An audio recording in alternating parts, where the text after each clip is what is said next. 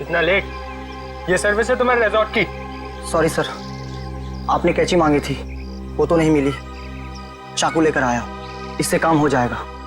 दो bloody lousy people. 10:30 हो गए, मीटिंग्स करनी है, अपॉइंटमेंट्स है, और अंदर ये आदमी बैठ के धरना दे रहा है। सर, आप अंदर नहीं जा सकते सर। हेलो भैया, सुन रहे हैं आप? ओ भाई साहब, जल्दी कीजिए, मुझे लेट हो रहा है। शराफत नाम की भी कोई चीज होती है, घर ही बनाकर बैठ गए हो। इग्नोर करने की भी हद होती है यार। अरे सुनाई दे रहा है कि नहीं आपको कुछ?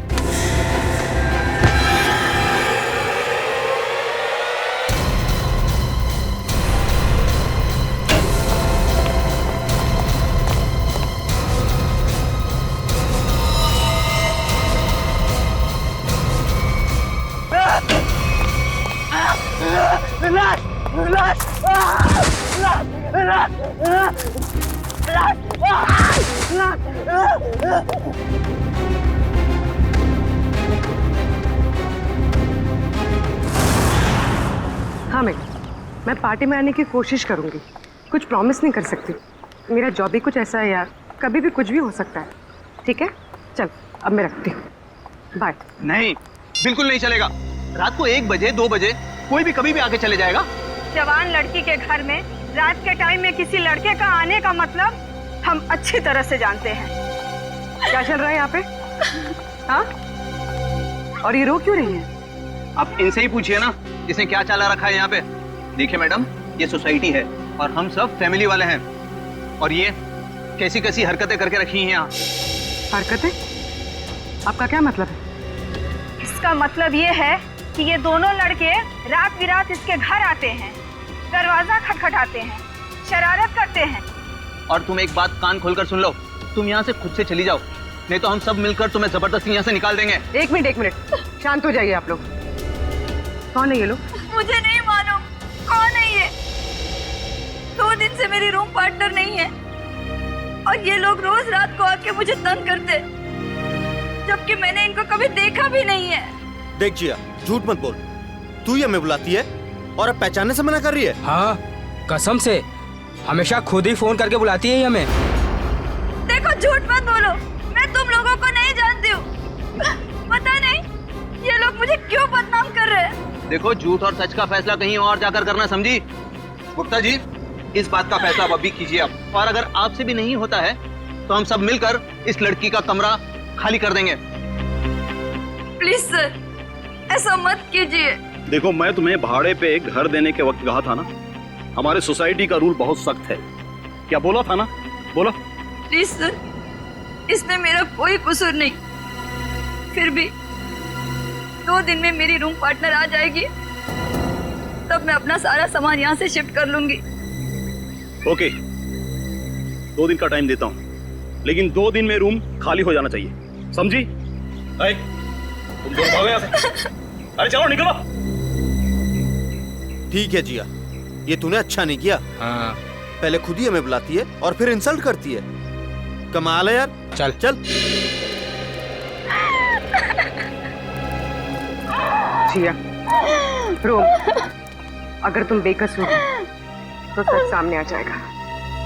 तुम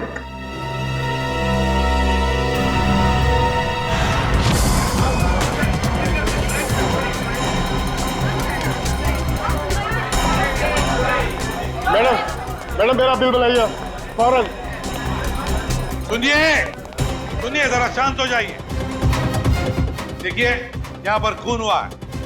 जब तक हमारा इन्वेस्टिगेशन पूरा नहीं होता, कोई ये होटल छोड़कर नहीं जाएगा। मैडम आप भी ध्यान में रखिए, कोई भी गेस्ट नहीं जाएगा यहाँ से, समझे?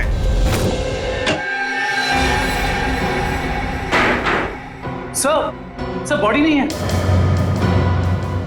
बॉडी नहीं है? ये कैसे हो सकता है? बॉडी गई कहां?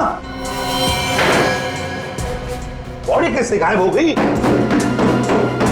ये कैसे हो सकता है? और सर, अगर किसी ने मर्डर किया है और अगर वो बॉडी ले गया तो फिर ये सिर क्यों छोड़ गया?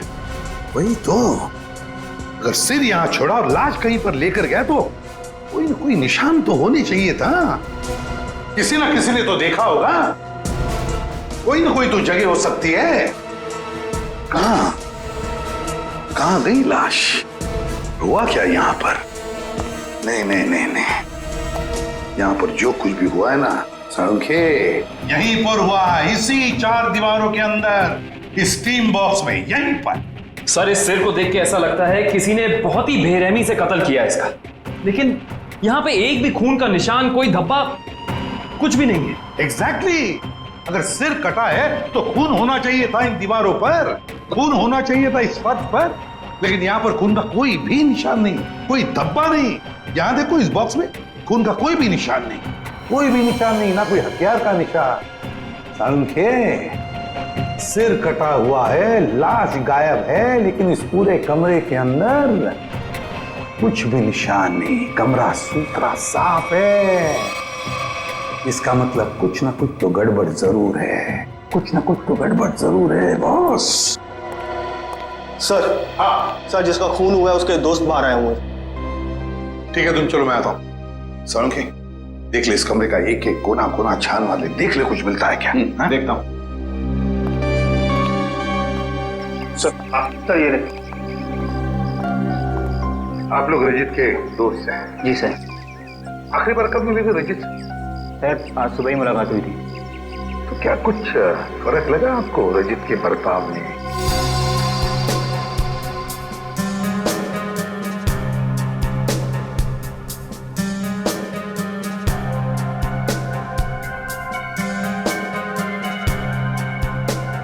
सर ऐसी तो कोई बात नहीं है, इनफैक्ट हम जिम से साथ में ही आ रहे थे, कॉरिडोर में मेरी उससे बात भी हुई, बहुत फ्रेश और बहुत खुश लग रहा था। अरे रजित, कैसी रही तुम्हारी मसाज? हाँ, हल्का महसूस कर रहा हूँ। सेमिनार के लिए आए पर ऐसा लग रहा है वेकेशन के लिए आए हैं। मुझे लगा तुम वाकई में वेकेशंस के लिए ही आए हो। अरे कहीं सेमिनार में सो मत जाना। नहीं, मैं आधे घंटे के लिए स्टीम बात कर लूँ, फिर टॉक्सिन्स भी क्लीन हो जाएंगे और मैं फ्रेश भी लगूंगा।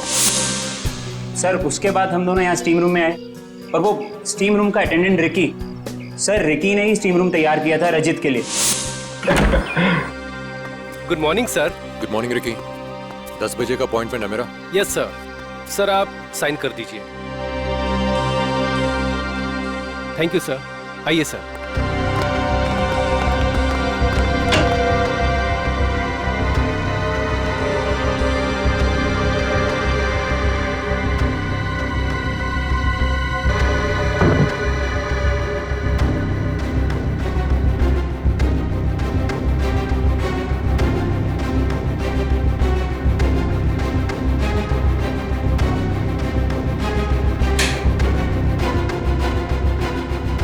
कितना टाइम लगेगा?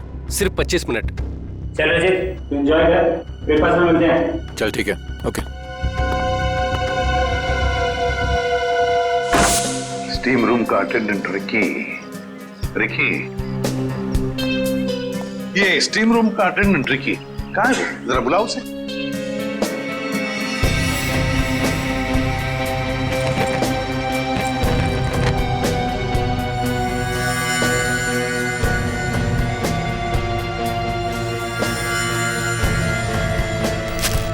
सर वो जब से हादसा हुआ है तब से गायब है। रिकी इस रिसोर्ट में कहीं नहीं। रिकी गायब है? जब से हादसा हुआ रिकी गायब है। इस रिकी का पता लगाना पड़ेगा। सर सर, खून, एक और लाश उधर है।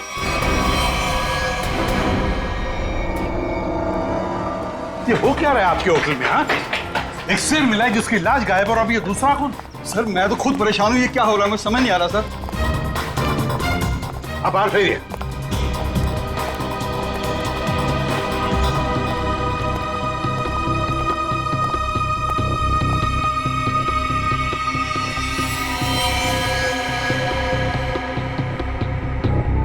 छाती में 2-2 वार किए हैं। सर काफी गहरा है, पूरी ताकत से बात किया गया। हाँ,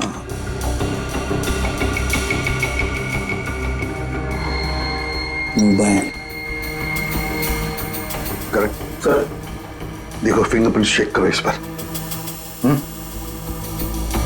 सर, हाँ, ये खाली ब्रीफकेस? स्टील की ब्रीफकेस, वो भी खाली। जरूर इसमें कुछ ऐसा सामान था जिसकी वजह से शायद इसे मारा गया। सर, ये 2 ग्लासेस। 2 ग्लासेस?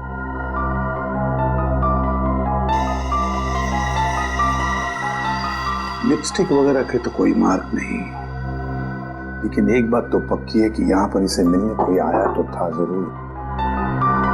कोई ऐसा आदमी जिसे शायद जानता था, जरूर जानता होगा उसे। क्या नाम क्या था इस गेस्ट का? सर, विनय नाम था इनका, और यहाँ पे होने वाले सेमिनार के लिए आए थे। विनय, तो इससे मिलने अगर जो भी कोई आया होगा उसका रिकॉर्ड तो हमें रिसेप्शन से मिलेगा ही ना? जी सर।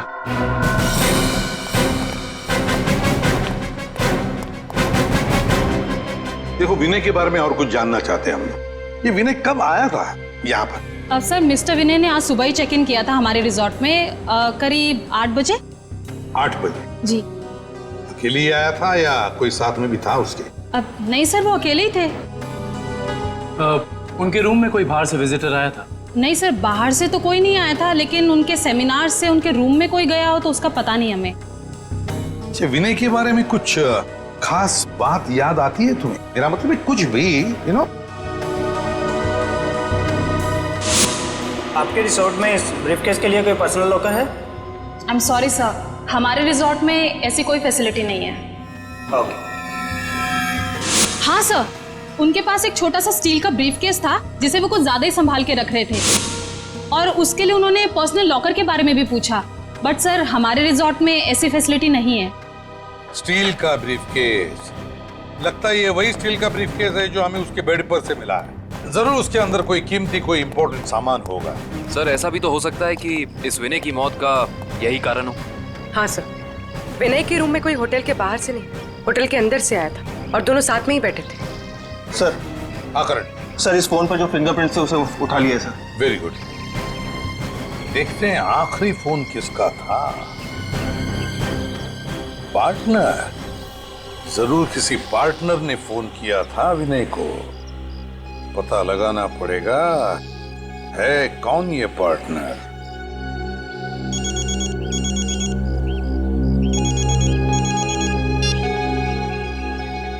हेलो। हाँ, तुम आज से ही काम शुरू कर दो, ये जरूरी है।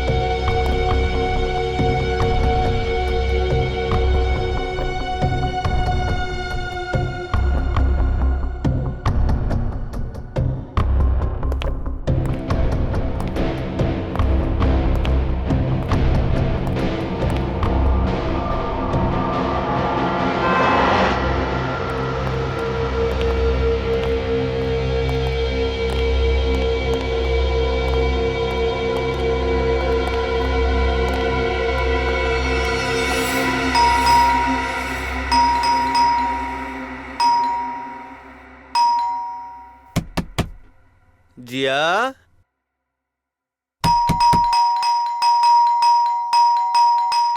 दरवाजा खोलो जिया।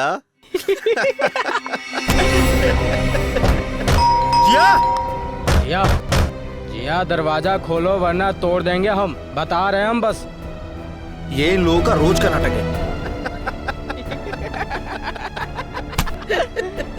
जिया, दरवाजा खोलो जिया। जिया प्लीज दरवाजा खोलो प्लीज, नहीं तो हम तोड़ देंगे दरवाजा, बोल दे रहे हैं हम। जिया, जिया, पुलिस को फोन करते हैं, तभी बात समझ में आएगी। जिया,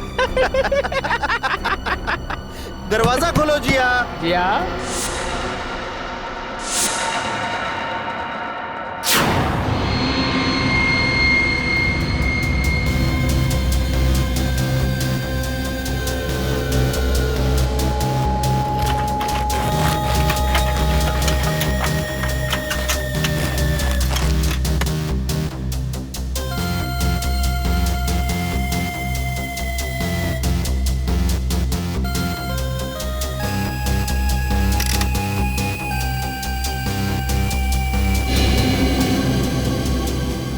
सर। हाँ तारिका।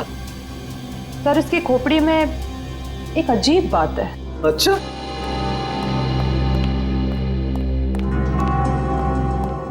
क्या अजीब बात है? सर इसकी गर्दन पे ना तो किसी चीज से काटने का निशान है और ना ही तोड़ने का। लेकिन कोई ना कोई निशान तो जरूर होना चाहिए। हाँ, कोई निशान तो होना ही चाहिए। अगर हथियार का नहीं है तो किसी और चीज का निशान होना चाहिए जिससे मारा गया। और इसकी खोपड़ी का अंदर का हिस्सा बिल्कुल खाली है। ऐसा लगता है जैसे कि सारी चीजें पिघल कर रह गई हो। ऐसा कैसे हो सकता है तारिका? इसके अंदर कोई मोम तो होता नहीं। खून है, मसल्स हैं, टिश्यूज हैं। हाँ, लेकिन ये खोपड़ी बिल्कुल खाली है। अच्छा तारिका, इसकी खोपड़ी में से जो फ्लूइड निकला था, तुम उस फ्लूइड को चेक करो, उसमें जरूर कुछ ना कुछ मिलेगा। सर।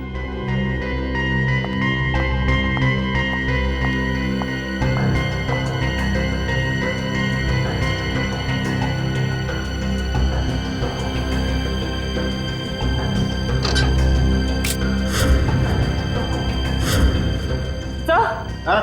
ये देखिए।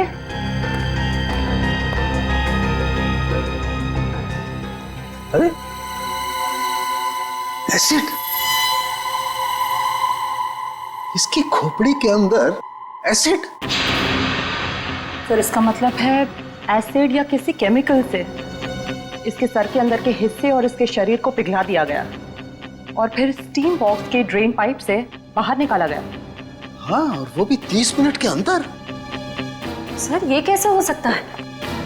हमने तो पढ़ा था कि कॉन्सेंट्रेटेड एसिड में किसी भी बॉडी को पिघलने के लिए कम से कम 20 घंटे लगते हैं। You're right, श्रेया, 20 घंटे ही लगने चाहिए, लेकिन इस केस में ऐसा नहीं हुआ। एक और बात, इस ड्रेन पाइप में मुझे कैल्शियम फॉस्फेट, जिससे इंसान की हड्डियां बनती हैं, वो और कुछ टिश्यूज के टुकड़े मिले हैं। मुझे लगता है जिस एसिड से इस आदमी के शरीर को पिघलाया गया है, यह एसिड किसी की इन्वेंशन है, कोई नई खोज। हाँ सर, उस बॉटल के निचले हिस्से से जो निशान बना था जिस केमिकल से, वो भी एसिडिक है और हमारे किसी केमिकल से मैच नहीं करता। लेकिन सर, अगर इस एसिड ने रजीत की बॉडी को पिघला दिया तो फिर वो स्टीम बॉक्स क्यों नहीं पिघला? वो इसलिए क्योंकि ये एसिड किसी मेटेलिक चीज को नहीं पिघलाता है और इसीलिए इस एसिड को कांच की बोतल में रखा गया था। सर फिर तो उसे बहुत दर्द हुआ होगा। नहीं वंश, मुझे नहीं लगता है इसे दर्द महसूस हुआ होगा। क्यों सर? क्योंकि श्रेया पहले इसे बेहोश कर दिया गया था।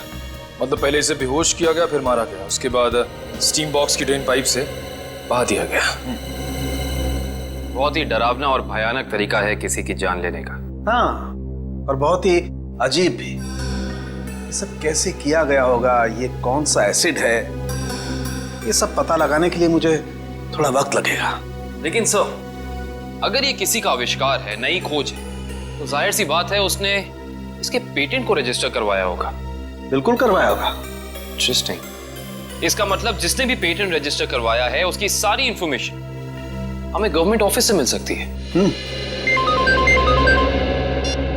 हेलो, क्या? रजीत का? ओके। अभी पता चला है कि विनय ने जिस पार्टनर वाले नंबर पे फोन किया था वो और किसी का नहीं बल्कि रजीत का नंबर था। इसका मतलब विनय और रजीत एक दूसरे को जानते थे और रिजॉर्ट में विनय के कमरे में हमें जो 2 ग्लासेस मिले थे उनमें से एक ग्लास शायद रजीत का था। अब तो विनय के घर वालों से ही पता करना पड़ेगा। लगता है रिकी घर पर नहीं है, तोड़ दो दरवाजा।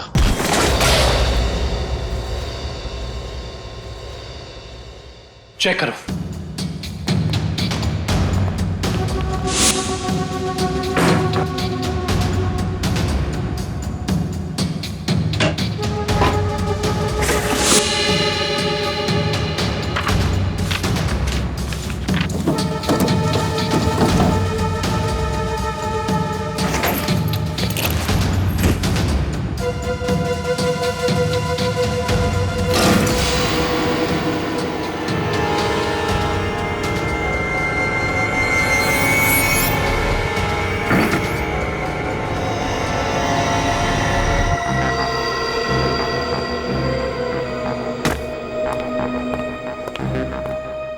ये बॉटल देखो, इसका नीचे का हिस्सा बिल्कुल वैसे ही है जैसा निशान हमें रिजॉर्ट के स्टीम रूम में मिला। ओह, तो इस केमिकल से रिकी ने रजित की बॉडी पिघलाकर उसका खून कर दिया है। हाँ, लेकिन एक स्टीम रूम का अटेंडेंट किसी को इतनी चालाकी से नहीं मार सकता। ये उसके दिमाग का काम हो ही नहीं सकता। कोई है जो उससे ये करवा रहा है। कौन करवा सकता है ये सब? इसका जवाब तो रिकी देगा। हाँ, और उसके लिए रिकी का मिलना बहुत जरूरी है। चलो बाहर लोगों से पूछते हैं, शायद उसे जाते हुए किसी ने देखा। एक्सक्यूज मी, आप लोग सब यहीं आसपास रहते हैं? जी जी। ये वो रिकी रहता है यहाँ पे, आप लोग उसे जानते हैं? आज आपने उसे देखा? हाँ सर, मैंने देखा उसे। बड़ी जल्दी में लग रहा था और एक बैग भी था उसके हाथ में। अच्छा, यहाँ से किस तरफ गया था वो? सर उस तरफ। उस तरफ?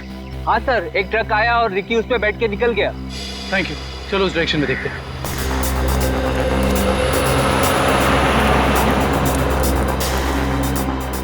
ये देखो, यहाँ पे रेत गिरी है, शायद ट्रक से गिरी होगी। इसका मतलब जिस ट्रक में रिकी गया वो ट्रक बिल्डिंग मटेरियल लेके जा रहा था।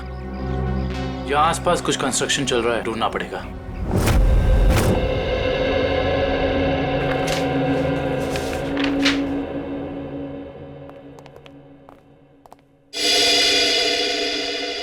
जी कहिए। सीआईडी। सीआईडी? जी, पिछले हफ्ते में जितने भी एसिडिक केमिकल्स को पेटेंट कराया गया है उन्हें रजिस्टर करवाने वालों के नाम और पते हमें चाहिए। केमिकल का कोई नाम भी तो होगा। आप वो फाइल हमें दे दीजिए, हम खुद ढूंढ देंगे। ठीक है।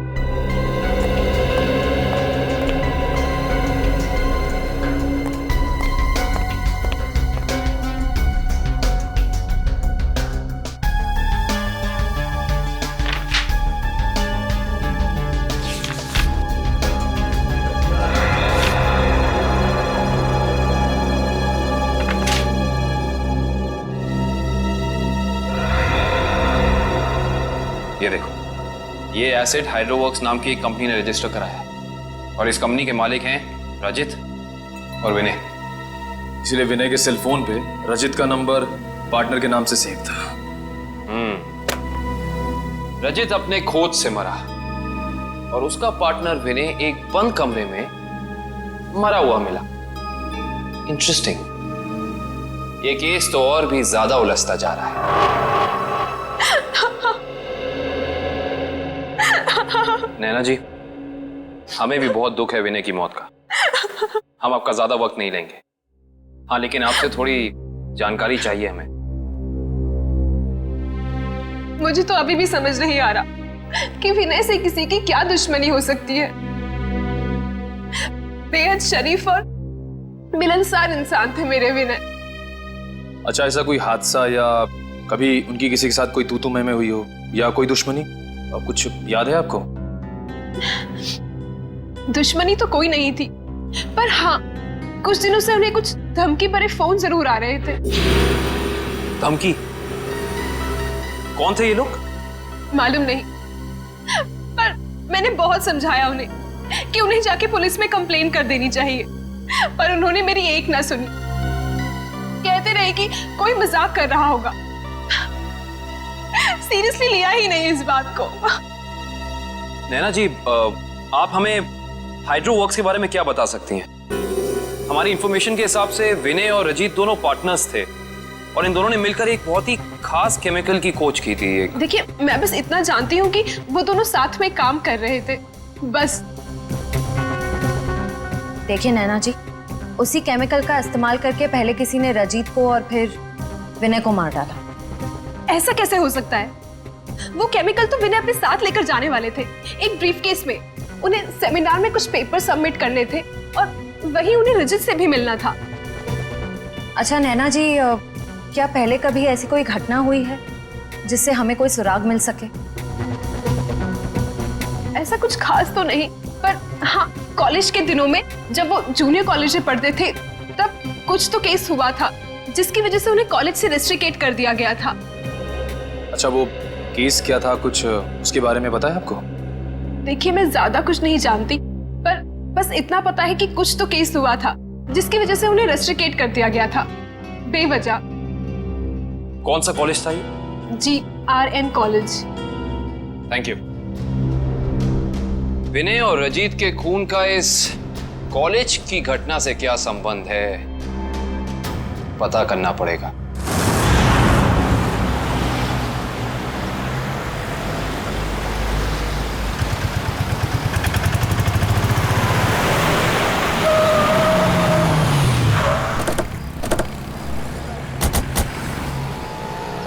ये देखिए, रेत यहाँ पे पड़ी हुई है और ये देखो टायर के मार्क्स।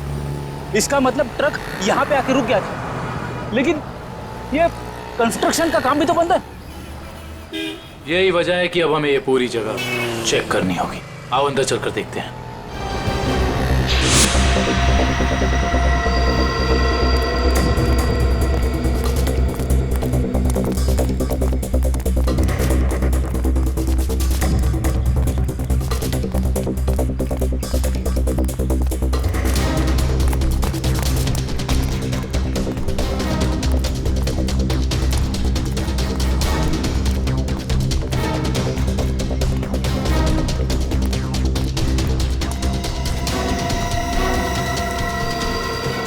सर, रिकी यहाँ पे है।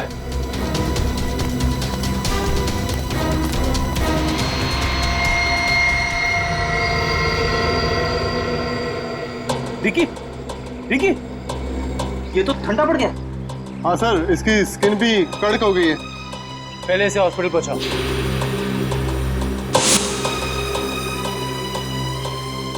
इशिता, एम्बुलेंस बुलाओ।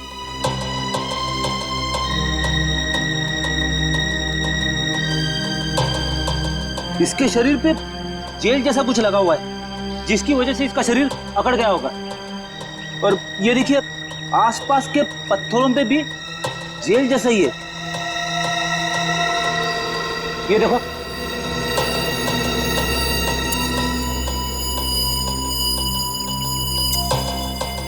ये जेल क्या है इसके बारे में तो पता करना होगा। इन टुकड़ों को लैब ले चलो। जिस तरीके का केमिकल हमें क्राइम स्पॉट पे मिला है, उसी तरह का केमिकल मैंने बनाया है और ये केमिकल मैं इस बॉक्स में डालता हूं। अरे का बॉडी टेम्परेचर मिला? नॉर्मल है सर। गुड। इस स्टीम बॉक्स में जो बॉडी है, ये लगभग इंसान की बॉडी की जैसे ही है। आपका कहने का मतलब है क्लोन की तरह? ऐसा ही समझ लो। अब इस मशीन में हमने जो केमिकल डाला है, उसकी स्टीम हम स्टीम बॉक्स में पास करते हैं। लगभग 30 मिनट तक हम स्टीम पास करते हैं। उसके बाद देखते हैं क्या होता है।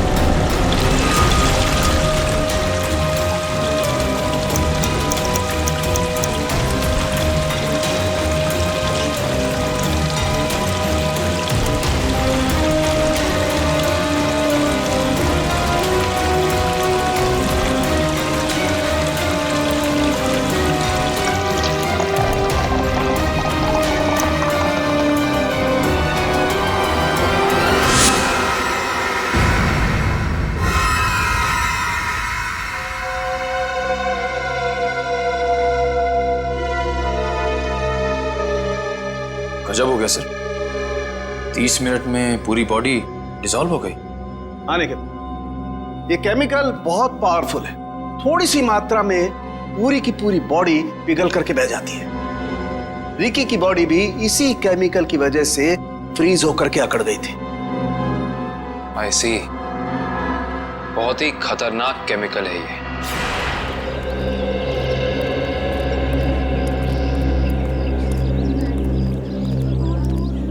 एक्सक्यूज मी, हम लोग सीआईडी से 2005 के केस के सिलसिले में आपसे थोड़ी पूछताछ करनी थी।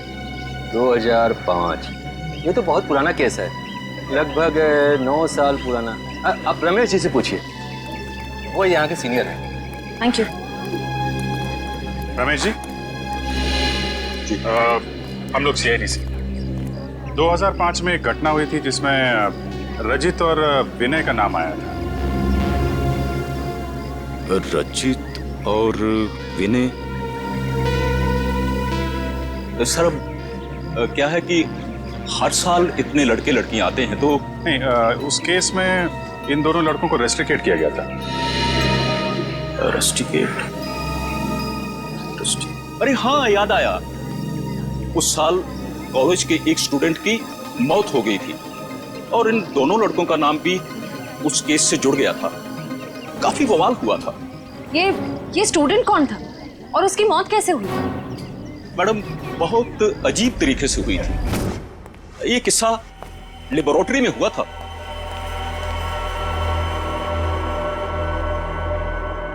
इतनी देर तक कौन काम कर रहा है?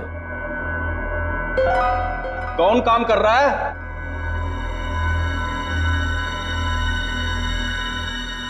अरे भाई, खोगे का काम में जवाब तो दो। कब तक काम करोगे? अरे चुप क्यों हो? बताओ, मैं लेबोरेटरी बंद करूं या खुली रहने दूं?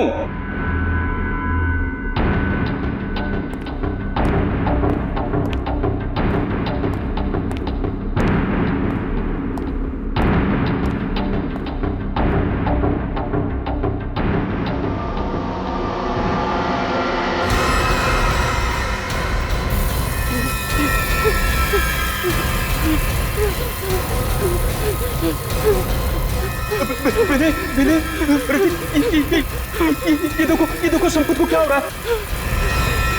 सर बचाइए इसे, प्लीज सर बचाओ इसे। सर देखिए ना संपत को क्या हो रहा है। सर देखिए ना।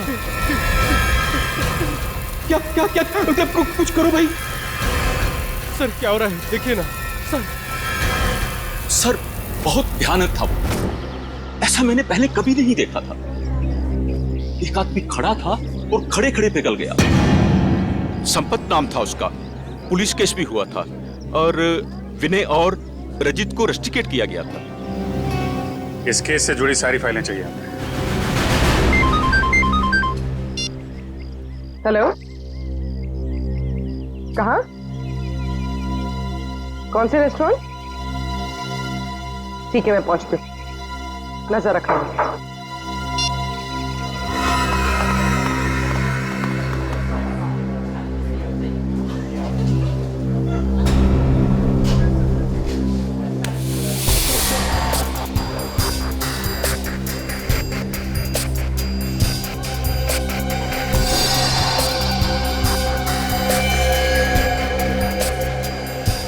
मजा तो आता है यार। अरे काहे का मजा यार? पता है, रात को जैसे ही जाते हैं ना उसके घर के सामने, तभी चौकीदारों को पटाना पड़ता है।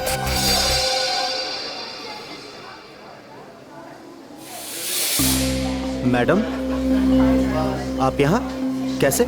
तुम लोग क्या समझते हो? तुम लोग कुछ भी करते रहोगे और तुम्हारा कोई कुछ नहीं बिगाड़ सकता। मैडम, हमने क्या किया? एक लड़की का जीना हराम कर रहे हो और पूछ रहे हो क्या किया है? टेढ़ी बात करोगे ना तो सीधा करना हमें आता है। क्यों कर रहे हो ये सब? मैम, हम खुद नहीं गए उसके घर, वो खुद ही हमें बुलाती थी। हम पहले भी बता चुके हैं मैम आपको। और मैडम, आपको जानना ही है तो आप जिया से बात करो ना, वो क्यों बुलाती है हमें? वो झूठ नहीं बोलती है। सर, हम सच बोल रहे हैं सर, हमारा यकीन कीजिए प्लीज। हाँ जानता हूँ, राजा हरिश्चंद्र के चेले हो ना तुम लोग। देखो, लास्ट चांस करो, सच सच बताओ, उस लड़की को क्यों परेशान कर रहे हो? और अगर सीआईडी का तरीका अपनाओगे ना तो तोते की तरह बोलना शुरू कर दोगे।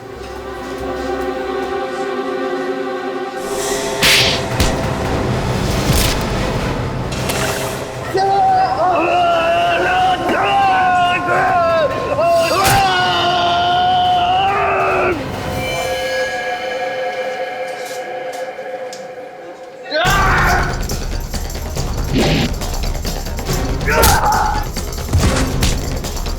लड़कियों को छेड़ता है।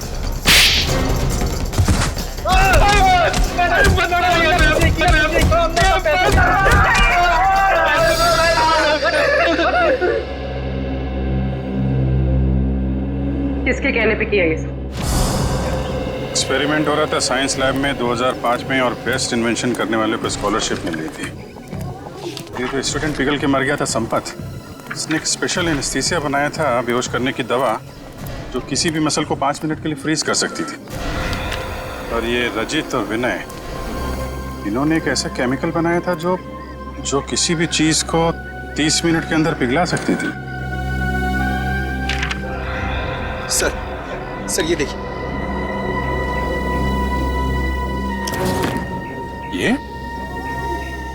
ये भी उस वक्त कॉलेज में था, पर ये बात उसने हमसे छुपाई।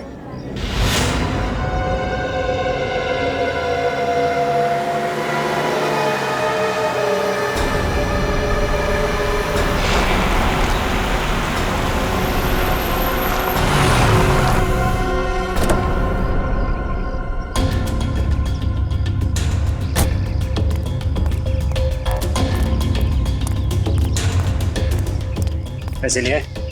हाँ, ये देखो।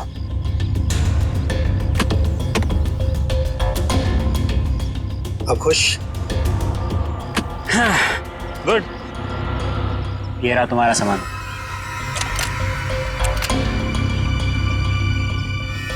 तो ये है दुनिया का सबसे बड़ा आविष्कार जो अब मेरा होगा।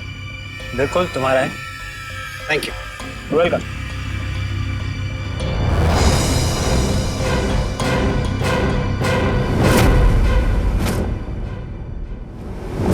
ये छुप छुप के क्या कर रहे हो? हैं? क्या कर रहे हो छुप छुप के? आगे मत बढ़ना, वरना ये बोतल इसी के साथ मैं फोड़ दूंगा। मत बढ़ना आगे, कह रहा हूँ आगे मत बढ़ना, नहीं तो ये मारा जाएगा। तुम यहाँ से जा नहीं सकते हो, छोड़ो उसे। आगे नहीं बढ़ना। कहा ना, मैं झूठ नहीं बोला मैं। पीछे रहो, आगे मत बढ़ना।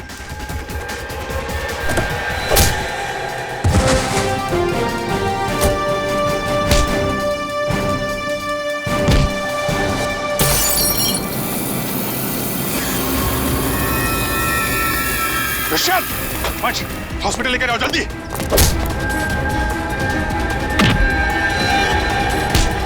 हाँ,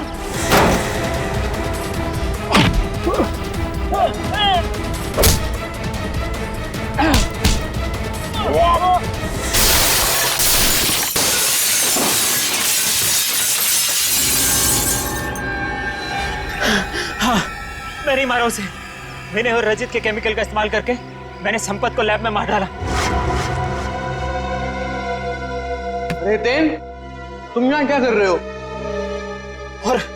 और संपत के बनाए हुए केमिकल पर अपना नाम डालकर मैंने उसे भेज दिया। क्यों किया तुमने ऐसा? मुझे पैसों की जरूरत थी। मेरे खर्चे पूरे नहीं पड़ रहे थे।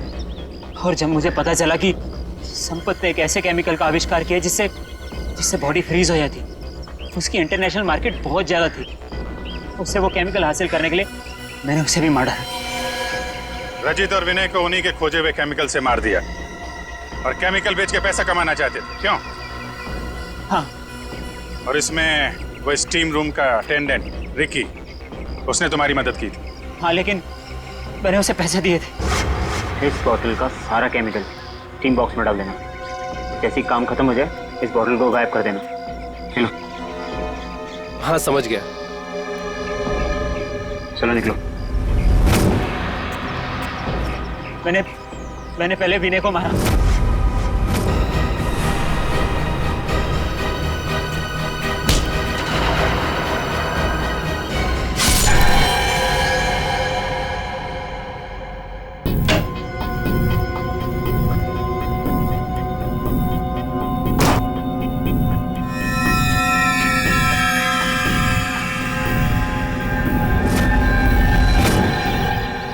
और फिर रिकी की मदद से मैंने रजित को खत्म कर दिया।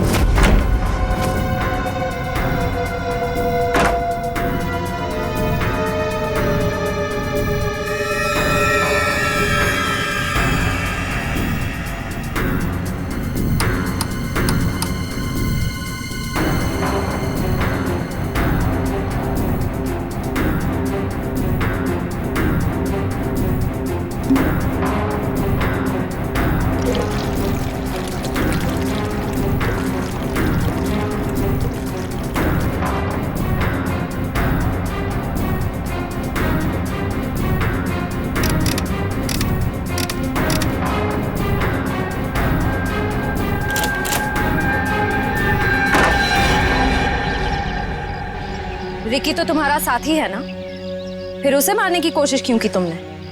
रिकी मुझे ब्लैकमेल कर रहा था। मैं सोच रहा हूँ कि जुबान भी कितनी कीमती चीज है, अगर फिसल जाए तो करोड़ों का नुकसान करा दे, इज्जत गवा दे, फांसी चढ़वा दे। मतलब? वो केमिकल की बोतल मेरे सीने में 2 मर्डर्स के राज बहुत ज्यादा है। जुबान जेल नहीं पाएगी, वजन तो करना ही पड़ेगा। लो पैसे पकड़ो और अपना मुंह बंद रखो, समझे? उसी केमिकल से मुझे डरा रहा था। क्या करता? जरूरत थी और मजबूरी। Shut up! समाज की भलाई के लिए की गई खोज का गलत इस्तेमाल किया है तुमने। 3 खून किए हैं।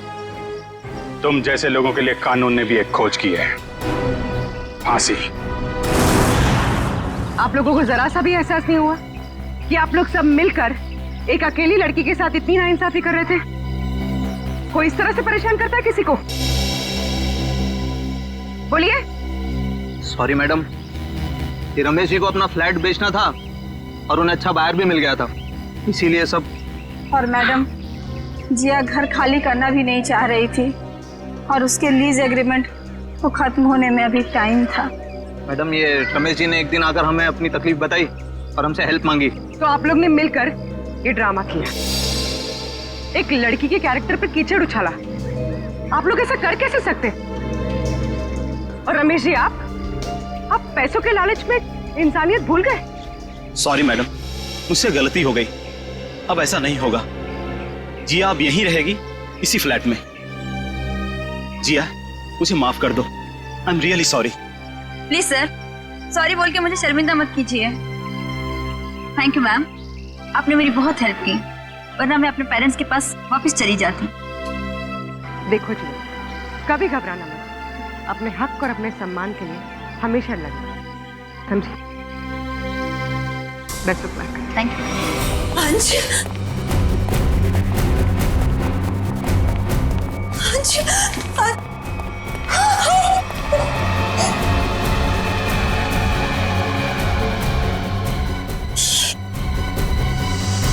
सर, मिस्टर अंश की वाइफ और बेटा। अंश को हाथ कैसे लगे, कैसे हो गया ये सब? पापा उठिए, पापा क्या हो गया आपको? पापा संभालिए अपने आप को। देखिए, थोड़े वक्त के लिए आप लोग बाहर कॉरिडोर में इंतजार कीजिए। पंकज, प्लीज चलिए। पापा आइए। डॉक्टर साहब, अंश जी यहाँ कौन सी बीमारी का इलाज कराने के लिए एडमिट हुए थे? कल रात इन्हें फूड पॉइजनिंग की वजह से लाया गया था। इनके घर पार्टी थी, शायद कुछ उल्टा सीधा खा लिया होगा। अच्छा, ये बताओ कि डॉक्टर साहब के इस कमरे में आने से पहले कोई और भी आया था इस कमरे में?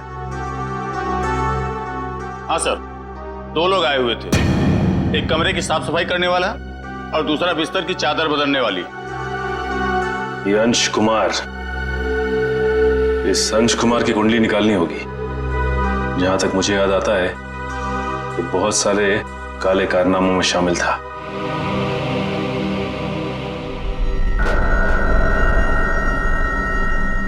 पंकज, रिधिमा और अंकित को घर भेज दिया? हाँ सर, बहुत रो रहे थे बेचारे।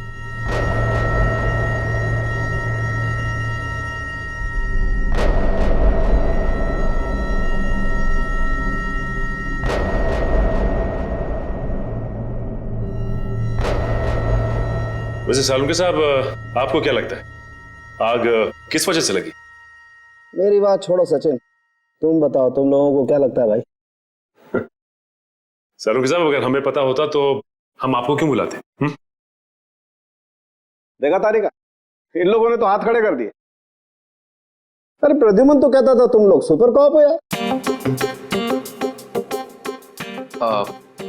सर, हम तो सिर्फ तहकीकात कर सकते हैं, अंदाजा लगा सकते हैं, लेकिन इस साइंस के मास्टर तो आप ही हैं ना। तो ठीक है, अंदाजा क्या लगाते हो वो अंदाजा ही बता दो यार। सर, हमें ऐसा लगता है कि ये चिंगारी लगाने वाला कोई इंसान नहीं, बल्कि कोई वस्तु, कोई चीज है। हो सकता है, देखते हैं।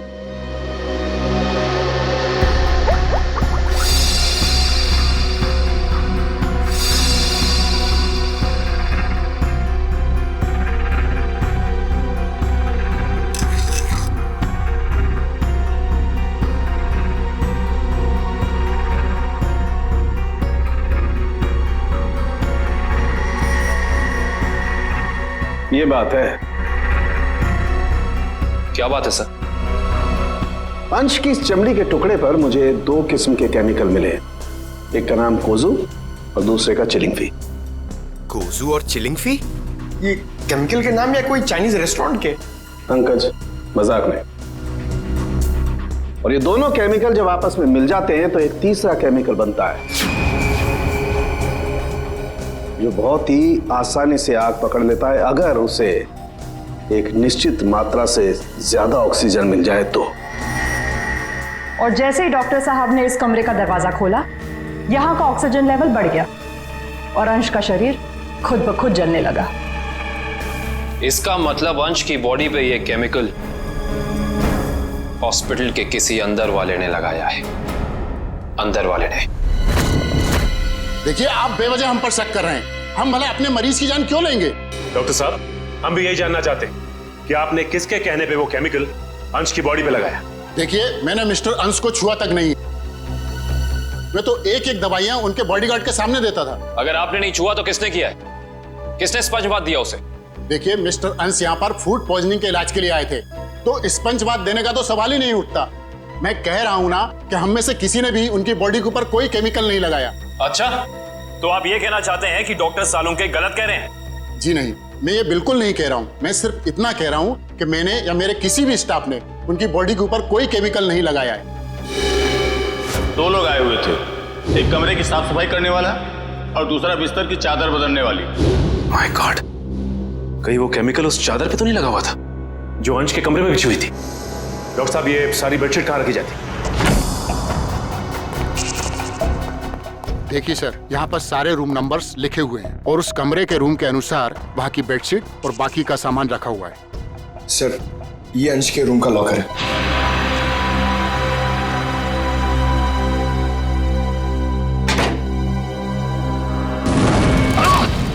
देखो ना तुम, बाहर जाओ, पुलिस पकड़े, फायर कीजिए सर, जल्दी। फास्ट।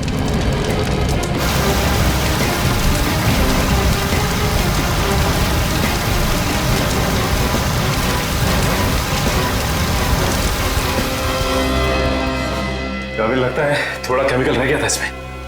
सही कह रहे हो सचिन, अब तो इस लॉकर को बाहर निकालना ही पड़ेगा। आप लोग प्लीज थोड़ा पीछे रहिए।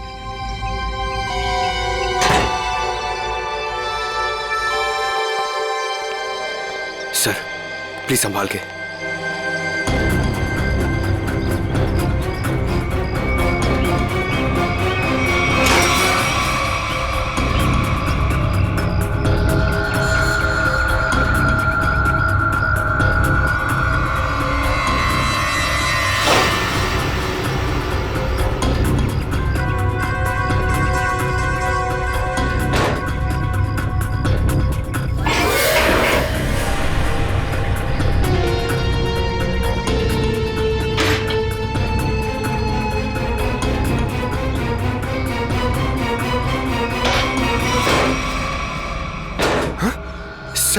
ये क्या, आपकी बार तो आग ही नहीं लगी? क्या बोल रहे? आग सिर्फ इसमें लगी। ये देखो, सिर्फ ये बैग जला है, बाकी सारी की सारी चीजें बिल्कुल वैसी हैं। ये देखो। सर, इसका मतलब केमिकल इस बैग में होगा और बेडशीट इसी बैग में लाई होगी। हाँ पंकज, एग्जैक्टली ऐसा ही हुआ है।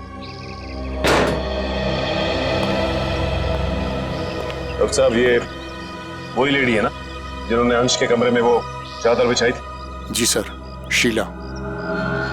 मैंने कुछ नहीं किया सर। मैं इन केमिकल्स के बारे में जानती तक नहीं हूँ। ज्यादा भोली मत बनो। अंश के कमरे की चादर तुमने ही बदली थी ना? बदली थी, मगर क्या? एक औरत ने मुझे 50,000 रुपए दिए थे और कहा था अंश साहब के कमरे में ये चादर बदल देना। उसने आपको पैसे दिए और आपने पैसे ले लिए? एक बार भी नहीं सोचा कि इसके पीछे उसका मकसद क्या है? मुझे क्या पता था साहब, कोई ऐसे तरीके निकालेगा किसी का खून करने के लिए। उसका चेहरा पहचानती हो? स्केच बनवा सकती हो उसका? नहीं, उसने अपना चेहरा दुपट्टे से ढक रखा था। चेहरा ढका था, लेकिन कुछ तो याद होगा, कुछ तो देखा होगा। हाँ, उसके दाहिने हाथ पर एक काला सा निशान था, यहाँ पर।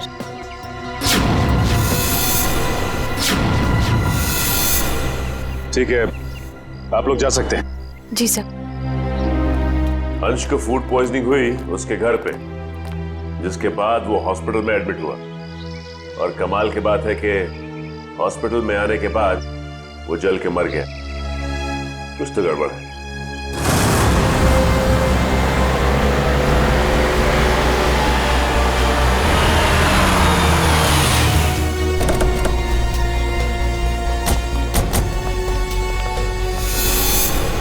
सर, इस घर पे तो जगह जगह सीसीटीवी कैमरास लगे हैं। और इतने सारे बॉडीगार्ड्स। लगता है अंश जानते थे कि उनकी जान को खतरा है। राइट श्रेया, कोई ना कोई बात तो जरूर थी, वरना इतनी ज्यादा सिक्योरिटी कोई मामूली इंसान नहीं रखता। किससे मिला है आपको? सीआईडी? अब अंदर जा सकते हैं? Thank you.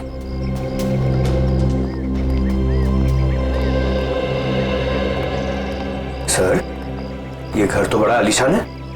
अंश बहुत पैसे वाला रहा होगा। जितना बड़ा आदमी उसके उतने ज्यादा दुश्मन। नमस्कार। नमस्ते। आपसे कुछ सवाल पूछने थे। जी पूछिए। जिस रात अंश जी की तबीयत खराब हुई, उस रात उनका खाना किसने बनाया था? साहब, खाना तो मैंने बनाया था, लेकिन मैंने कुछ नहीं किया। तो फिर सिर्फ अंश की तबीयत क्यों खराब हो और किसी की क्यों नहीं? मुझे मालूम नहीं। अब मालूम नहीं कहने से तो काम नहीं चलेगा ना। कोई तो था जो चाहता था कि अंश हॉस्पिटल पहुंच जाए, ताकि वहां वो खूनी बड़ी आसानी से उस जुर्म को अंजाम दे सके। एनीवेज, हमें उस पार्टी की गेस्ट लिस्ट चाहिए थी। जी। गोपी पिछले 5 साल से उनका खाना बना रहा है, ये ऐसा कुछ नहीं कर सकता। तो और कौन कर सकता है? क्या आपको किसी पर शक है? शायद गगन। गगन? अच्छा, ये गगन कौन है? पापा का बिजनेस मैनेजर था। अभी कुछ दिन पहले उसे नौकरी से निकाल दिया था। पार्टी में गगन भी आया था। हाँ, मगर बिन बुलाए। हाँ साहब, गगन हो सकता है। उस दिन पार्टी में मैंने उसको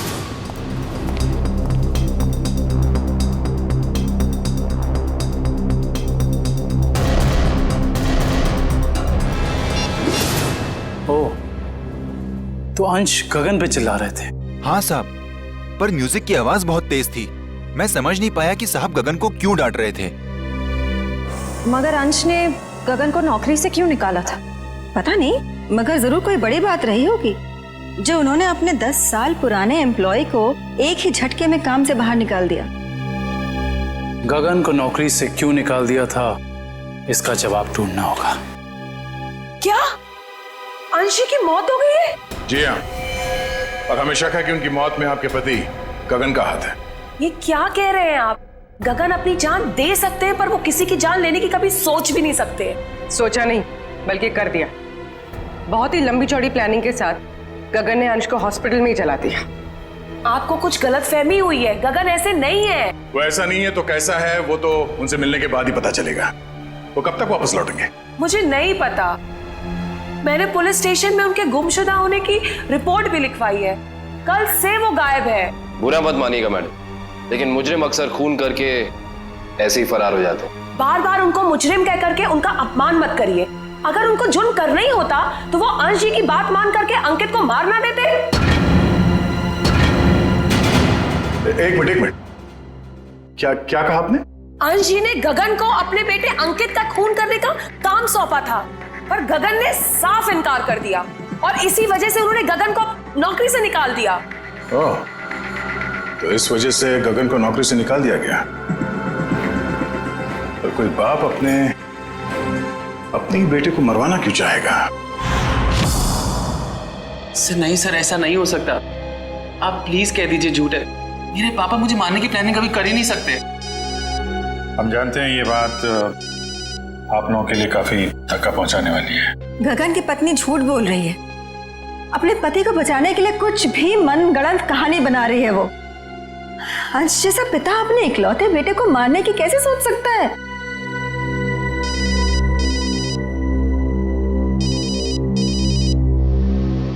किसका फोन है अंकित? चाहो तो बात कर लो। नहीं सर, इंपॉर्टेंट फोन नहीं है। एक्चुअली मेरा एक फ्रेंड मुझे मिलने के लिए परेशान कर रहा है और फिलहाल मैं किसी से मिलना नहीं चाहता। सर, अगर आपके सवाल पूरे हो गए हों तो क्या हम जा सकते हैं अब? हमें अंश की शोक सभा की तैयारी करनी है। ठीक है, आप जा सकते हैं। इशिता? Yes sir.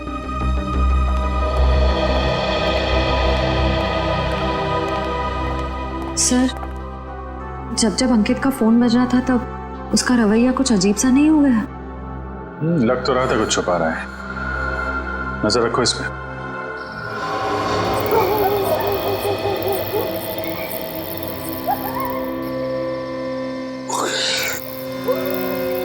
सर, हम लोग क्या रात भर यहीं खड़े रह के पहरा देंगे?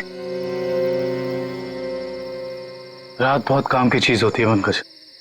जो काम दिन के खुले उजाले में नहीं किए जा सकते ना, वो रात के साए में हो जाते हैं। सर, अंकित आ रहा है। आ नहीं रहा श्रेया, हमें ले जा रहा है अगले सुराग तक।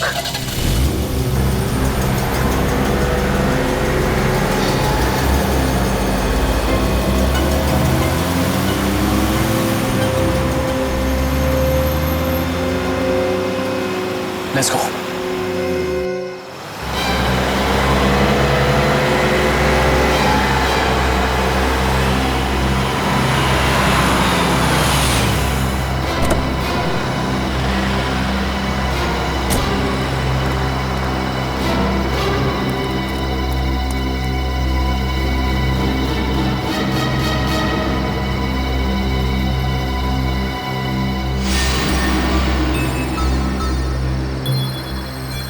सर, ये इतनी रात को यहाँ ढाबे पे खाना खाने को आया है? नहीं पंकज, खाना खाने नहीं आया ये यहाँ ऐसे इंसान का इंतजार कर रहा है जिसे ये दिन के उजाले में नहीं मिल सकता।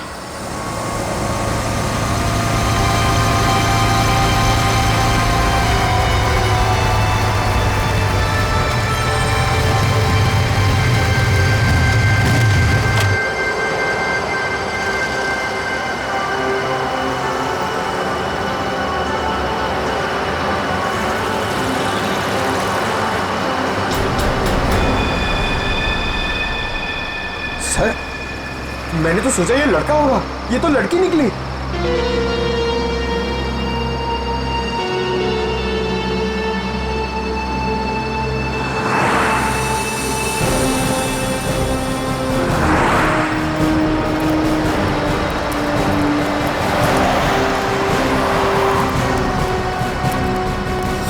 अरे आप लोग और यहाँ? हाँ, हम लोग। हम बहुत मेहनत करें आपके पापा के खूनी को ढूंढने की। वैसे ये कौन है? ये स्वाति, मेरी बेस्ट फ्रेंड है। हाँ, वो तो हमने देख ही लिया है। देखिए आप लोग प्लीज मेरी मम्मा से मत कहिएगा कि मैं इससे यहाँ मिलाऊं। क्यों? वो आंटी मुझे इतना पसंद नहीं करती। क्यों पसंद नहीं करती? मालूम नहीं, पर नहीं करती। और उनके गुस्से से मुझे बहुत डर लगता है। ठीक है, नहीं बताएंगे। सब बचपन से ही मुझे प्रिंसिपल ऑफिस के बाहर खड़े होने में बड़ा डर लगता था। कभी सोचा नहीं था कि सीआईडी का काम मुझे एक बार फिर यहीं ले आएगा। काफी शरारती बच्चे थे तुम, इसलिए प्रिंसिपल के कैबिन के बाहर खड़े कर दिए जाते थे। हाँ? बस यूं ही कभी कभी टीचर पनिश कर देते थे। आइए, आपको प्रिंसिपल साहब ने अंदर बुलाया। हेलो। हेलो, सॉरी आप लोगों को इंतजार करना पड़ा। That's okay. हम यहाँ अंकित कुमार नाम के एक स्टूडेंट के बारे में कुछ जानकारी हासिल करने आए हैं। अंकित कुमार? तो वो तो बहुत ही ब्राइट स्टूडेंट है इस कॉलेज का। पढ़ाई लिखाई, खेल कूद, डिबेट, ड्रामा, हर चीज में वो नंबर 1 रहता है। अच्छा, इतना होनहार है वो? हाँ, बल्कि इस बार कॉलेज का स्टूडेंट ऑफ ईयर अवार्ड भी तो उसे ही मिला है। ये देखिए, ये नहीं उसकी फोटो। इसमें अंकित कुमार कहाँ है? यही तो है। ये नहीं, आपको कोई गलतफहमी हो रही है। हम लोग अंश कुमार के बेटे अंकित कुमार के बारे में बात कर रहे हैं। हाँ हाँ, यही तो है। अंश कुमार और रिद्धिमा का बेटा। सर, अगर ये असली अंकित है तो फिर वो कौन है? जो कोई भी है उसके इरादे ठीक नहीं है, और रिद्धिमा जी ने हमें उसके बारे में बताया क्यों नहीं? रिद्धिमा जी कहाँ हैं? मैडम अपने कमरे में हैं। आइए।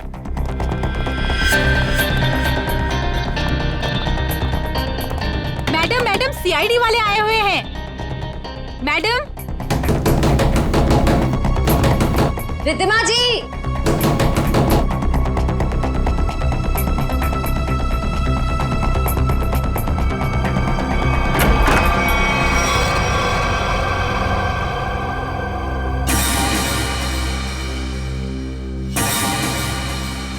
सर, कमरे में तो कोई नहीं है।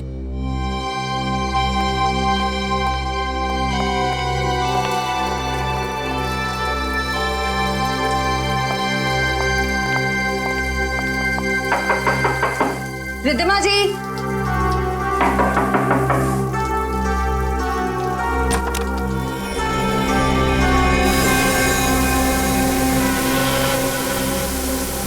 सर, यहाँ भी कोई नहीं है। सर ये देखिए, सर यहाँ पे खून भी लगा हुआ है।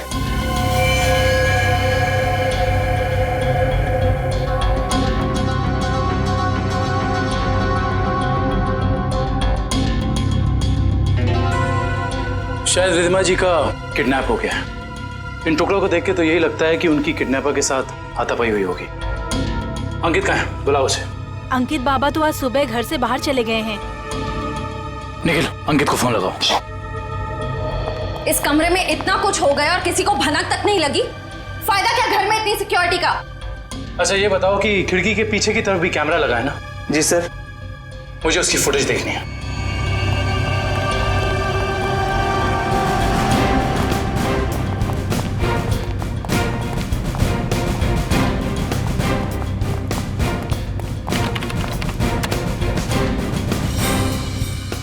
सॉरी सर, लगता है कैमरा 2 घंटे से बंद है। मतलब जरूर तुम में से ही किसी का काम है ये, जिसने गुनाह करने से पहले कैमरा बंद कर दिया। सर, हम ऐसा क्यों करेंगे? कोई बाहर वाला यहाँ आके कैमरा बंद नहीं कर सकता। ये किसी अंदर वाले का काम है, समझे तुम? यस सर, अंकित का फोन बंद आ रहा है। कहीं इस सब के पीछे अंकित का हाथ तो नहीं है?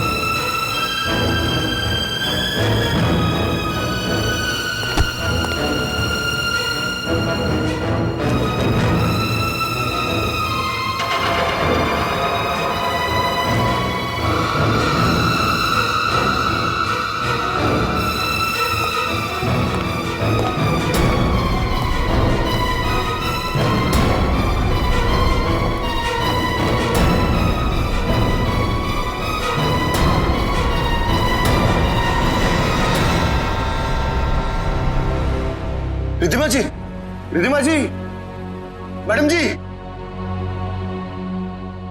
रिद्धिमा जी, उठिए मैडम जी, रिद्धिमा जी। गगन, तुम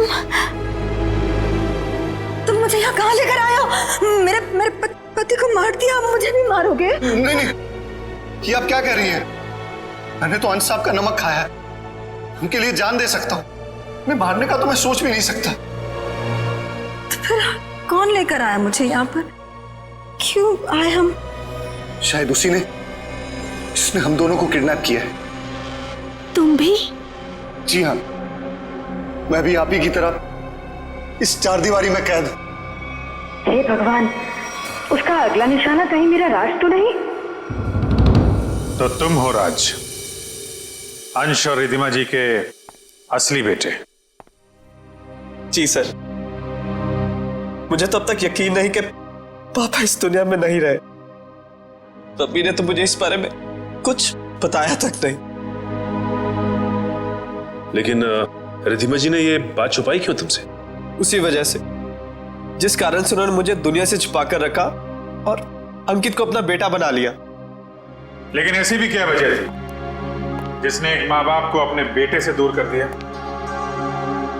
सर, आप तो सीआईडी वाले, आपसे तो कुछ बात छिप नहीं सकती। अपने खानदानी बिजनेस को आगे बढ़ाने के लिए मेरे पापा ने कुछ गैर कानूनी काम किए हैं। जी हाँ, जैसे रिश्वत देना, करप्शन को बढ़ावा देना, गैर कानूनी बिल्डिंग्स बनवाना और कभी कभी गैंगस्टर्स की मदद करना। सर, मुझे कहते हुए बहुत शर्मिंदगी है कि मेरे पापा इस देश के अच्छे नागरिक नहीं बन सके और वो बहुत ही अच्छे पिता थे। इन गैंगस्टर से बचाने के लिए उन्होंने मुझे दुनिया से छुपा कर रखा। तो तुम्हारी सुरक्षा के लिए उन्होंने तुम्हें खुद से दूर कर दिया और गोद ले लिया अंकित को, ताकि कभी कोई तुम्हारे परिवार को नुकसान पहुंचाता तो निशाने पे अंकित होता, तुम नहीं। एग्जैक्टली। और जब ये बात अंकित को पता चली, उसका रवैया कुछ उखड़ सा गया। उसने मम्मी पापा की इज्जत करना बंद कर दिया। पिछले कुछ दिनों से तो वो पापा को ब्लैकमेल कर रहा था कि अगर उसे प्रॉपर्टी का आधा हिस्सा नहीं मिला तो वो ये राज पूरी दुनिया को बता देगा। सर हो सकता है शायद इसी वजह से अंश ने अंकित को मारने के लिए गगन से कहा। हाँ सर, हो सकता है कि गगन की वाइफ सच कह रही हो सकता है। और ये भी हो सकता है कि रिधिमा जी की किडनैपिंग में उनके गोद लिए हुए बेटे अंकित का ही हाथ हो। सर, प्लीज मेरी मम्मी को बचा लीजिए।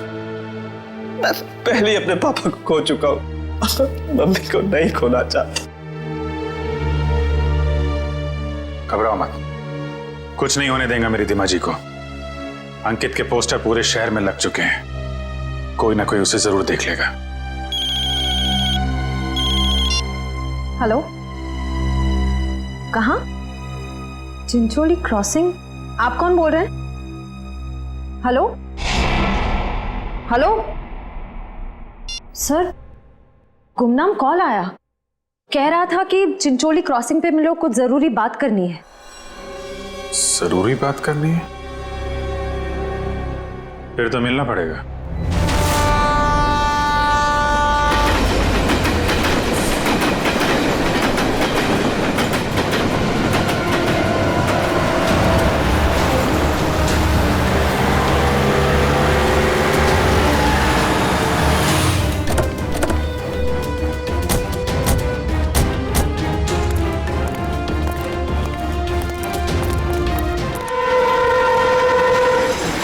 बताओ क्या बताना चाहते थे?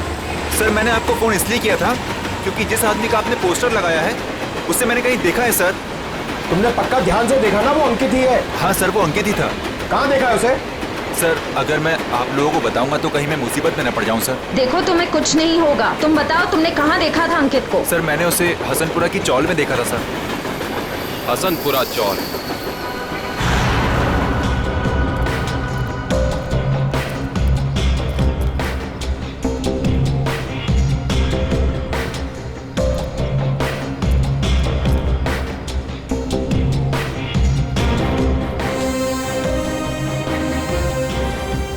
इधर रहता है। इधर? हाँ।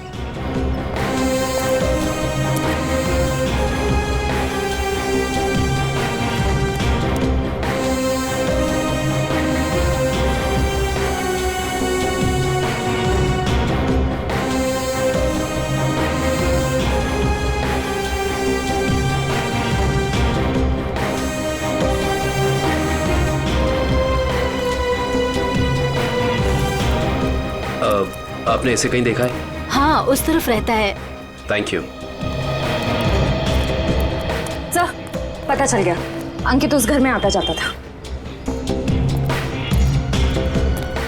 Sir sir sir sir, sir बहुत मुश्किल हुई सर, लेकिन मैंने पता कर लिया है, अंकित इसी घर में आता जाता था, ये घर में। पंकज, हम सबको पता है। अब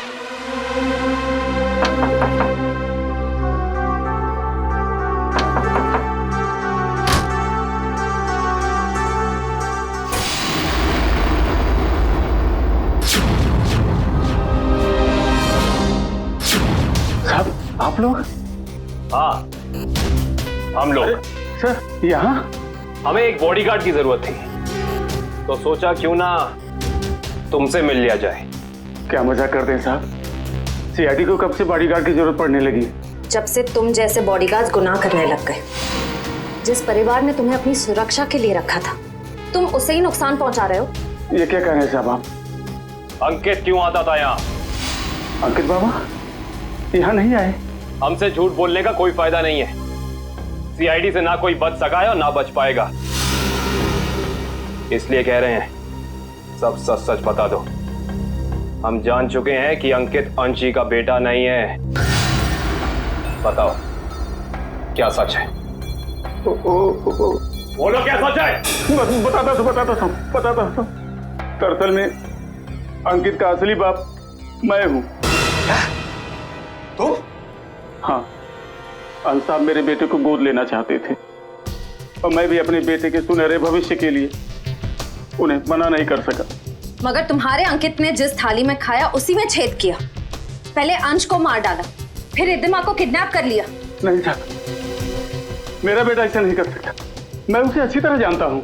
अगर ऐसा है तो हम अंकित को कुछ नहीं होने देंगे, लेकिन अब हमें साफ साफ बताओ ये अंकित हमें मिलेगा कहाँ? अंकित अपने दोस्त स्वाति के साथ है, ग्रीन सी लॉज में। ग्रीन सी लॉज?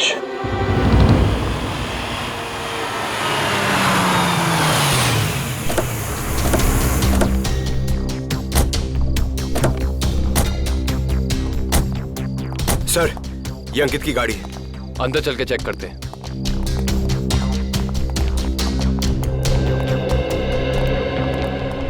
सीआईडी, उस सफेद गाड़ी में जो आए हैं वो कौन से कमरे में ठहरे हुए हैं? Room number 113। Thank you. आओ।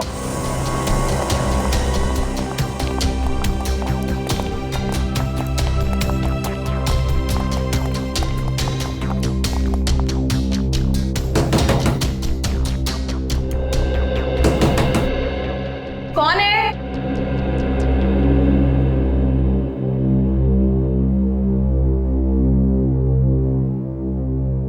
मैडम, हम रूम सर्विस से हैं, जरा खोलिए ना, चॉकलेट केक लाए हैं आपके लिए। मगर हमने तो केक नहीं मंगवाया। मैडम वो क्या है ना, हमारे होटल का 5वीं सालगिरह है, इसीलिए हम सबको चॉकलेट केक खिला रहे हैं। आप भी खाइए ना प्लीज।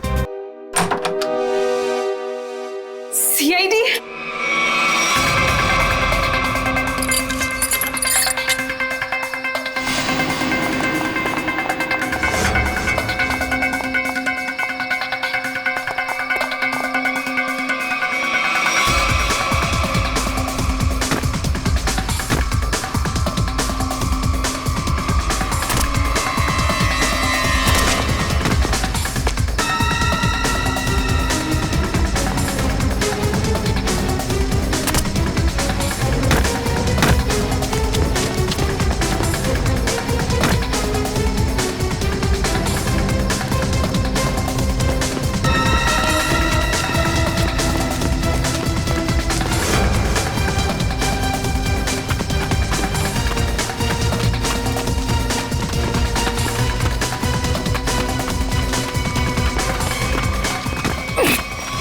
प्लीज मुझे छोड़ दो, प्लीज। तुम वही हॉस्पिटल वाली लड़की? प्लीज मुझे जाने दो, मैंने कुछ नहीं किया। सीआईडी की आदत नहीं है मुजरिमों को जाने देने की। हाँ, मैंने ही पैसे दिए थे उस लड़की को ताकि वो केमिकल वाली बेडशीट अंश के बेड पे बिछा सके। किसके कहने पे किया था तुमने ये? अंकित के। कहाँ मिलेगा ये अंकित? पता नहीं। अच्छा, तो ये तो पता होगा ना कि रिद्धिमा को कहाँ छिपा के रखा है। नहीं पता। ये पता नहीं, वो पता नहीं, तुम्हें पता क्या है Swati?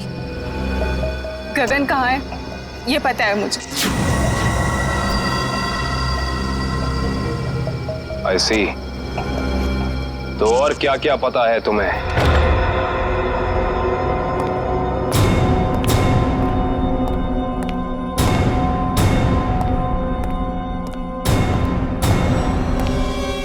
Hi mom. Hi Gagan uncle. I hope सब ठीक तो है ना? आई मीन मेरी खातिरदारी में कोई प्रॉब्लम तो नहीं है ना? अंकित, जरूर मेरी परवरिश में कुछ कमी रह गई होगी जो आज मुझे यह दिन देखने को मिल रहा है। हाँ, आपके परवरिश में कमी रह गई। बचपन से लेकर जवानी तक आप मुझे बेटा बेटा कहती रही, और आज एकदम से मुझे पता चलता है कि आप मेरी माँ नहीं है। माँ हो तो आप जैसी। लेकिन मैंने तुम्हें कभी अपने बेटे से कम प्यार नहीं किया अंकित। झूठ है, ये ड्रामा है। आप अपने बेटे को बचाना चाहती थी। माना कि ये सब राज को बचाने के लिए किया गया अंकित, लेकिन अंश और मैंने तुम्हें कभी भी उससे कम नहीं माना, उससे कम प्यार नहीं किया। मैं भी तो आपसे बहुत प्यार करता हूँ मम्मी, इसीलिए तो आपको पापा तक पहुंचाने के लिए यहाँ आया हूँ। और एक टिकट के साथ दूसरी बोनस टिकट फ्री। रिद्धिमा जी, गन उठा लीजिए, उसके सर पे खून सवार है।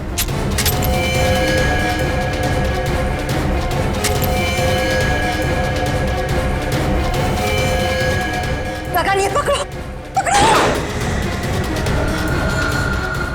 अरे शूट करो ना, गोली चलाओ ना, तो वो मार डालेगा। नहीं प्लीज, अरे मारो उसे। प्लीज नहीं। मार डालेगा हमको, मारो।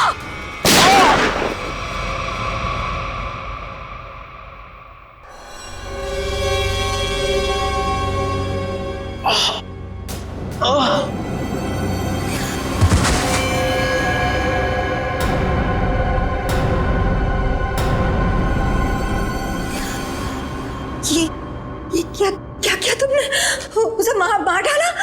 तुम उसके पैर पे फायर कर सकते थे ना, उसे मार डाला तुमने। गगन, व्हाट डिड यू डू? मेरे से घबराहट में गोली चल गई, वैसे मारना नहीं चाहता था।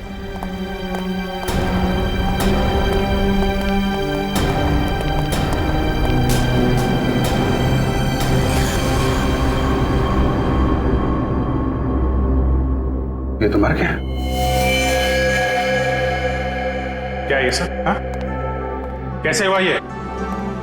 मैंने जानबूझ के नहीं मारा सर, मैं सिर्फ अपने आप को बचाना चाहता था। ये गगन सही कह रहा है, अगर हमने अपने बचाव के लिए इसे नहीं मारा होता तो ये हम दोनों को मार देता। हम समझ सकते हैं। श्रेया, इनके स्टेटमेंट रिकॉर्ड कर लो। आप लोग जाइए प्लीज इनके साथ में। चलिए।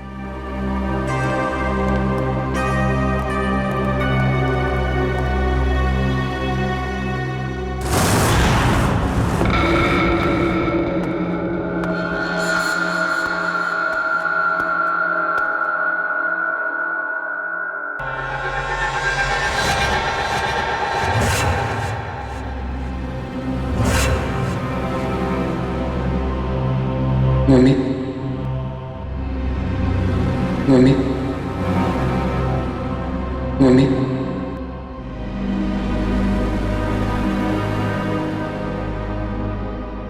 मम्मी,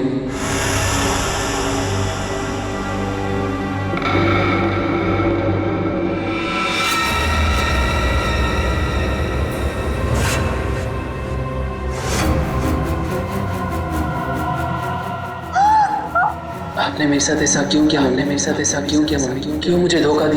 क्यों मुझे धोखा दी? क्यों मुझे मार दिया? क्यों मुझे मार दिया? बोलिए मम्मी, जवाब दीजिए। बोलिए मम्मी, जवाब दीजिए। क्यों किया आपने ऐसा मेरे साथ? क्यों किया आपने ऐसा मेरे साथ? क्यों हमने बेटे को मार दी? क्यों हमने बेटे को मार दी? जवाब दीजिए मम्मी, जवाब दीजिए मम्मी। बोलिए आपने ऐसा क्यों किया? बोलिए आपने ऐसा क्यों किया? क्यों मुझे मारा? क्यों मुझे मारा? क्यों मुझे मारा? क्यों क्यों?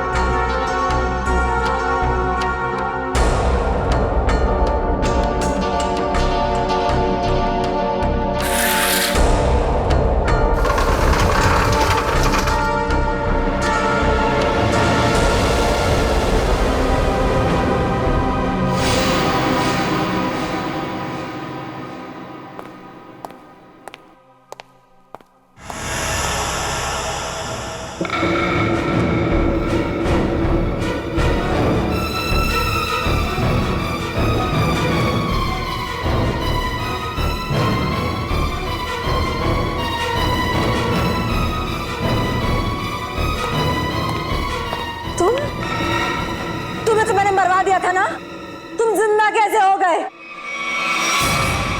मरे हुए लोग कभी जिंदा नहीं होते रिधिमा जी। ये सब तो सीआईडी का प्लान होता है, गुनहगार से उसका जुर्म कबूल कराने का। अंकित तो कभी मरा ही नहीं था। इतना बड़ा धोखा मेरे साथ। मैं धोखा तो तुमने दिया। मैंने जो कुछ भी किया अपने बेटे के लिए किया है। राज, तुम्हारे पापा तुम्हें अपने गैर कानूनी बिजनेस में शामिल करना चाहते थे, लेकिन मैंने तुम्हें हमेशा गुनाहों के इस साए से दूर रखना चाहा। माँ, मैंने कभी सपने में भी नहीं सोचा था तुम भी पापा की तरह इस तरह गुनाहों के दलदल में धंसी हुई हो। और इसीलिए इन्होंने पापा को मारने के लिए मेरी मदद ली थी और प्रॉपर्टी में 25% शेयर देने का वादा भी किया था। इस प्लान में तुम दोनों मिले हुए हो, इसके बारे में तुम्हारी दोस्त स्वाति ने हमें पहले ही बता दिया था। उस पार्टी के दिन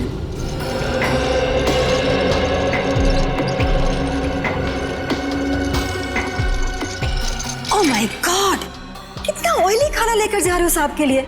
डॉक्टर ने परहेज के लिए कहा है ना। जाओ सैंडविच और जूस लेकर आओ। जाओ। मगर साहब ने? साहब तुम्हारे बॉस हैं, बट साहब की बॉस मैं हूँ। जाओ। जी मैडम।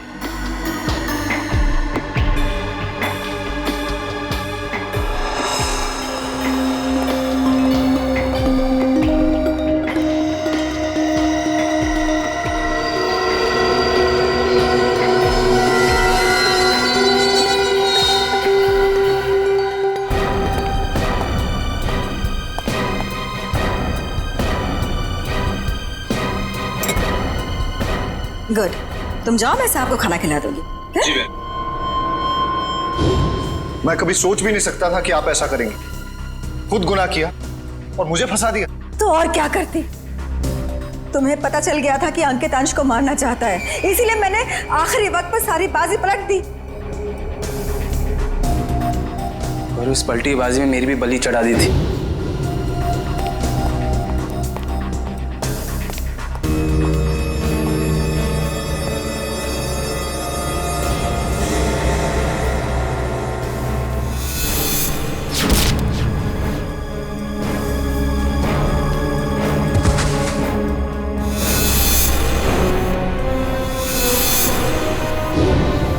मुझे पता चला कि गगन को तो पूरी सच्चाई पता ही नहीं है। उसे तो यही नहीं पता कि अंश की मौत में मेरा हाथ है, इसलिए मैंने सारा इल्जाम अंकित पर डाल दिया। राज, मैंने ये सब तुम्हारे लिए किया बेटा। गुनाहों पे ममता की चादर ओढ़ देने से तुम्हारे पाप धुल नहीं जाएंगे मैडम। आप दोनों का फैसला अदालत करेगी, या तो फांसी होगी या फिर जिंदगी भर जेल। सीआईडी के और भी मजेदार और सस्पेंस से जुड़े एपिसोड्स को देखने के लिए हमारे चैनल को सब्सक्राइब करें और बेल आइकॉन दबाना ना भूलें।